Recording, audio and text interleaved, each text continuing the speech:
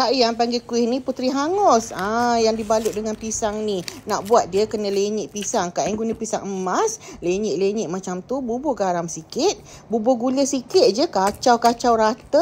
Kemudian masukkan tepung gandum dalam 2 sendok. Lebih kurang lah agak-agak sampai macam tu lah. Macam ni. Kemudian ambil kelapa putih. Gaulkan juga dengan garam. Macam tu. Ambil daun pisang. Letaklah yang pisang lenyek-lenyek tadi. Masukkan letakkan atas daun pisang. Tak mau turun lah pula. Kemudian kita rata-ratakan macam tu. Letaklah kelapa dekat tengah-tengah dia. Kita tutuplah. Kita lipatkan daun pisang tu macam tu. Tekan-tekan sikit. Terus letak atas kuali macam tu. Inilah nak bagi dia hangus. Yang puteri tu pisang tu. Kena bagi hangus sebab baru sedap. Tapi jangan hangus sampai ke dalam. Macam-macam ni je kan sedap makan panas-panas.